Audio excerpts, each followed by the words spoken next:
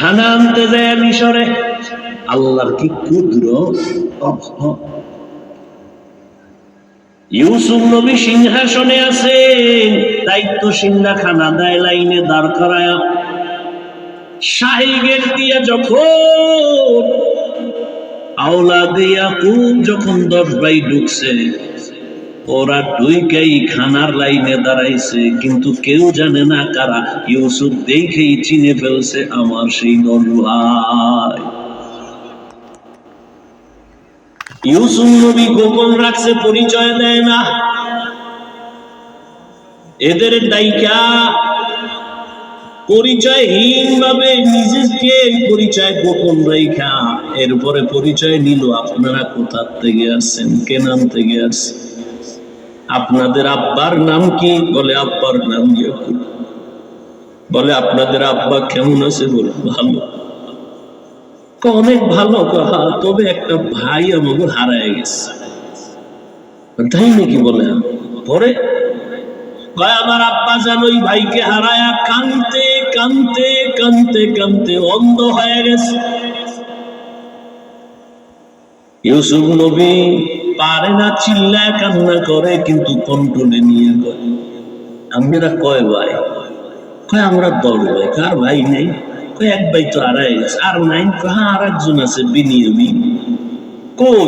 সে আব্বার কাছে। দায়িত্বশীলকে গোপনে বলে দিল, ইচ্ছার খানা দে, বস্তা ভইরে দিবি, আর ও যে টাকা দিছে ওই টাকাও খানার মধ্যে ঢুকাই দিব, ওরা যেন না দেখে। ইউসুফ নবী বিদায় বেলা বলে দিলেন, মেহমানদারি করা চলে যান। খানা তো বেশি দিন থাকবে না, শেষ হইলে আবার আসবেন। তবে একটা শর্ত, ওই ছোট ভাই আপনাদের সাথে নিয়ে আসবেন, না হয় খানা দেওয়া হবে না। ইউসুফের আপন ছোট ভাই বিনিয়ামিন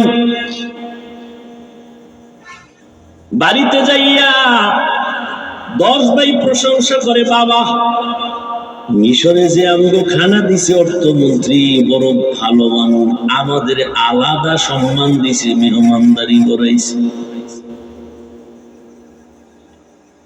ওরা তো জানে না আমি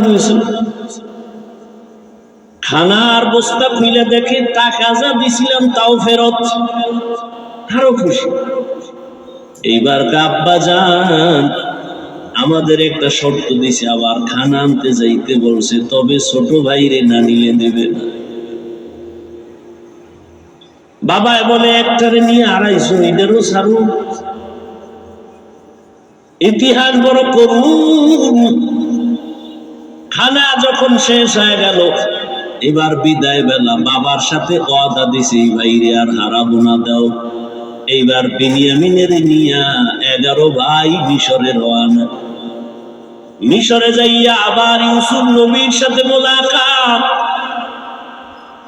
ইউসুফ নবী বিনিয়ামিনের পাইয়া আরে না, কলিজাটা ফেটে একটা চিৎকার দেয়, কন্ট্রোলে নিয়া বলে, আজ আপনারা আমার রাজপ্রাসাদের মেহমান হবেন। সবার জন্য একটা একটা রুম বানাইলো, এক এক রুমে 2 জন করে করে ঘুমাবে। রাতের বেলা শিডিউল করে, আপনারা 2 ভাই এক রুমে, আবার 2 ভাই এক রুমে, ঘুরতে ঘুরতে 5 ভাই 10 ভাই 5 রুমে ঢুকে গেল। এখন বাকি রয়েছে 1 ভাই বিনিয়ামিন বাকি। আপনারা যদি কিছু মনে না নেন, এক রুমে কি এই ভাই থাকতে পারে আপনাদের? না, কথা আপনারা অনুমতি দিলে এরে আমার সাথে আজকে রাখি, আমার সাথে ঘুমাবে। এরা তো খুশি। যদি মন্ত্রীর সাথে ঘুমায় তা আমাকে খাওয়ান বেশি এবং মোহাম্মত বাড়বে। ওরা বলল ঠিক আছে, আলহামদুলিল্লাহ। এবার 10 ভাইরে 5 রুমে দিয়া 40 বছরের বিরহের বেদনা অন্তরে জমা। দীর্ঘ 40 বছর পর্যন্ত ভাই বিনিয়ামিন দেখে না, বাবা ইয়াকুবের দেখেন। ইউসুফ আজকে কি ঘুমাবে? বাইরে রুমের মধ্যে নিয়ে কয়, রে বিনিয়ামিন বল আমার বাবা কেমন আছে? বিনিয়ামিন কান্না করে, ইউসুফের জন্য দুঃখে দুঃখে বাবা কান্না করে অন্ধ হয়ে গেছে। এক পর্যায়ে ইউসুফ নবী কৌশল অবলম্বন করে বিনিয়ামিনের সাথে গোপনে সব খোঁজ খবর নিয়া বিনিয়ামিন রে ছাড়বে না, কৌশল কইরা বিনিয়ামিন রে রাখার জন্য ইউসুফ নবী রেডি হলেন। ভাইরা আমার, 10 বাইরে আবার খানা দিয়া বিদায় করেছেন। ইউসুফ নবী বিনিয়ামিনকে রেখে দিলেন। নিয়ম অনুযায়ী একটা কৌশল করেছেন, ওটি বলার সময় নাই।